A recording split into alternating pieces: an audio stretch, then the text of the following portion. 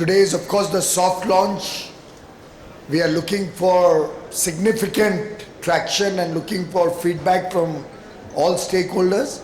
But going forward, today will truly be a milestone which will be remembered for years and decades to come in India's journey towards progress. A seamless interface between all stakeholders from industry, from business. For that matter, as we move along, even common persons who may require any assistance through the government for any business activity at the smallest level will also have an opportunity to use this system. We have very grand plans to make this absolutely all-compassing so that interface with government can be completely eliminated and everything will be seamless through technology. Interaction, if at all required, will also be through video conferencing, duly recorded for high integrity quotient. So our effort is to make India literally the first country in the world to achieve this high level of sophistication in all business and industry interface. Thank you very much for joining us today. Thank you, sir. We will take few questions one by one. Please raise your hands. Yeah, please.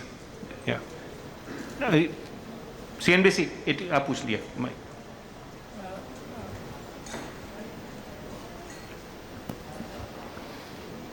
So good evening and congratulations for doing this soft launch today. Very encouraging to see the kind of integration that's happening between departments. So on the point of ease of doing business, because that was the discussion today, and trade facilitation, there are reports going around the e-commerce policy suggesting that, this integration perhaps isn't coming together as well between departments.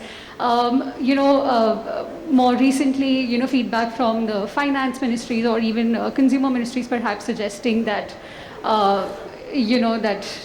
so basically your point of view on where things stand as far as the e-commerce policy is concerned, any timelines that you're looking at, and how are you looking to iron out these differences? I'm very amused at all that has been going on in the newspapers, because that is exactly what stakeholder consultation is. After all, why is a draft policy taken out? It is taken out to get the feedback from people, and we welcome all feedback, because from feedback we're able to come up with a more robust and good policy that is helpful to all stakeholders. Every section has to survive, every section has to grow. So I'm amazed that some of the reports that I read trying to sensationalize any feedback that we get.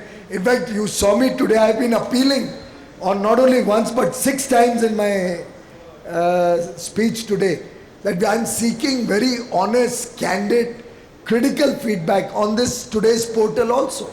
So I really think that it's very elementary that we are getting feedback. It also speaks for the robust way of working of the Modi government, that we are willing to engage with stakeholders, take different points of view on board and come up with a successful policy. You've seen how we did that in sorting out several issues in every sector, whether it is, you can take our hallmarking. Hallmarking was something which was announced in 21 years ago, in the year 2000. In 2020, January, it was made mandatory. But it could not be implemented because of certain glitches. I personally have had so many stakeholder consultations. BIS and the department is engaging with jewelers, hallmarking centers and consumer organizations across the country many times, and you don't know how critical and how significantly the feedback was different from what the original rules are. So we are a responsive government, and I think this is to the credit of this government that it believes in such wide consultations and a consensual approach to find the equilibrium where everybody can succeed. So then to what level Somebody would else. this... I think somebody else, please. Yeah, please. Next is yours. Sir, this is Nivedita Mukherjee from Business India magazine. Sir, this is Nivedita Mukherjee, Business India magazine. Sir, two questions. This important step would definitely have reflected on the ease of doing ranks of India, but now with this probably the index not probably coming to fruition any longer, how would you react to that? Not it affects India's performance really. And secondly, with the PM, heading for the US, is a limited trade deal on the agenda? First of all, I think India was well on track to come into the top 50, which was the Honorable Prime Minister's vision, and we are very close to that. Unfortunately, it's been discontinued. Otherwise, looking at the various steps we have taken, I think India would have come into the top 50 countries in ease of doing business this year itself. Probably in the next 2-3 years, we would have attempted to come in the top 25 also. But irrespective of whether World Bank ranks us or no, our effort will be relentless and we'll pursue our effort to continuously make ease of doing business a reality in India, even reduce the compliance burden further. As regards the Prime Minister's visit, many things are on his agenda. You will be briefed about it from time to time. Jagran. Yeah. Sir Rajiv हूँ दैनिक जागरण से। Sir मेरा सवाल है कि single window में के साथ जो अभी तक कितने मिनिस्ट्रीज और कितने राज अटैच हुए हैं? मान लीजिए अगर कोई अप्लाई करता है तो कितने विभागों से उसको मंजूरी मिल जाएगी? दूसरा मेरा सवाल है कि इसमें कोई टाइमलाइन भी आपने रखा है कि इतने दिनों तक अगर मंजूरी नहीं मिली तो उसको मान लिया जाएगा कि वो मंजूर हो गया? और एक सवाल और है सर इम्पोर्टेंट कि अमेज़ॉन को लेकर बात आ रही है कि पिछले 2 सालों में अमेज़ॉन ने लगभग 8500 करोड़ रुपए लीगल एडवाइस के रूप में खर्च किया है, तो क्या सर आप इसकी जांच कराएंगे? इसी अभी तक 18 डिपार्टमेंट और 9 स्टेट्स जुड़ चुके हैं और काफ़ी और डिपार्टमेंट्स, लगभग 14 डिपार्टमेंट और शायद 5-6 स्टेट्स और लगभग तैयार हैं और आस्ते आस्ते अगले 2-3 महीने में जुड़ जाएंगे। बहुत बड़ा संयुक्त प्रयास रहा है, पर जैसा मैंने कहा पूरा वॉलंटरी है।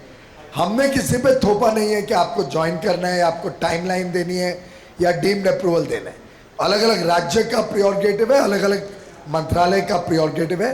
जैसे मैंने सुना है तेलंगाना में एक एक्ट है कि वो डीम्ड अप्रूवल मानते हैं कुछ दिनों के बाद, तो इसमें भी स्वाभाविक रूप से वो अप्लाई होगा। तो ये सब राज्य और मंत्रालय अपने अपने प्रोसेस को और मजबूत कर रही है, टाइमलाइंस डाल रही है। वो प्रोसेस अलग है, उसका सिंगल विंडो से जुड़ाव नहीं है। सिंगल विंडो एक सहूलियत है, हैंड होल्डिंग है, एक फैसिलिटेशन है। कानूनी व्यवस्था उनको क्या रखती है वो एक एक डिपार्टमेंट तय करता है। और बाकी एक मीडिया रिपोर्ट हमने भी पढ़ी है, लेकिन उसके ऊपर मेरा कुछ टिप्पणी देना ठीक नहीं है। और इन्वेस्टिगेशन का काम मेरे डिपार्टमेंट के अंतर्गत नहीं है। I think we should focus on the scope of today's event. And yes, आप पूछिए। Sir, this is with regard to Prime Minister's US visit. We could not sign a limited Indo-US trade deal despite a lot of euphoria last year when President Trump visited here. You were hopeful that it will be signed by the year end. Now it is almost 2 years we could not sign that. Second thing, during this visit, whether India will raise the issue of restoration of GSP benefits that we enjoyed since 1975? देखिए, भारत और उत्तर US के बीच में काफ़ी सार्थक चर्चा होकर लगभग कई चीज़ तय हो गई थी, पर वहाँ पे सरकार बदल गई। वो वास्तविकता तो हम सब जानते हैं। नई सरकार अपने प्रायोरिटीज़ के हिसाब से अभी अन्य विषयों में उलझी हुई है। कोविड ने लगभग पूरे विश्व को ही, कोविड महामारी ने व्यस्त रखा है, और आगे क्या क्या होगा वो तो समय पे हम आपको सूचना करते रहेंगे। Thank. Note has been sent, press release has been sent to all the details. Last question, we'll close with. Sorry, just to come back on this single window clearance, and you've seen recently the Amazon incident and you were talking about it. Just hate to bring it up, but the fact is that you have had zero tolerance towards corruption. And suo moto, is there a possibility, because Prime Minister says मैं ना खाऊंगा ना किसी और को खाने दूंगा, will you attempt to see that this kind of disrepute that is coming from Amazon internally does not put a blemish on India's picture, especially when you do a single window clearance? मुझे लगता है all the adjectives that you have put you may kindly report that in your channel yourself, because those adjectives were put by you, not by me. So they report it as your adjectives. As I said, my department doesn't do investigative functions. Whichever department does that, I'm sure they will take note of whatever has been reported. It has to be backed with data, so I'm really not the right person to respond to that. Thank you. Thanks, everyone. Sir, would you like to take question? Let's take that. Yeah, please. Okay. Sir, am I audible? So this is Dhruvaksh from Informist News.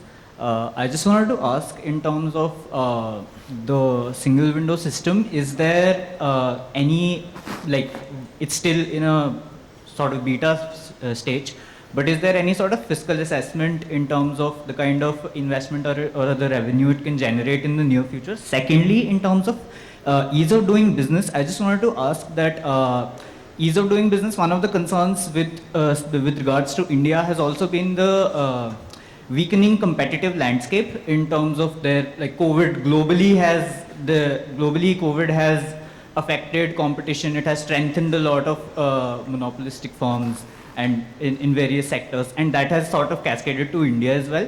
So in terms of ease of doing business, I was wondering because antitrust investigations often take time in India. So I was just wondering, in terms of that, is that something that you're looking at in terms of monopolies not existing? As in I terms of healthy explained earlier, I competition? think the single window clearance system is a hand-holding, a facilitation.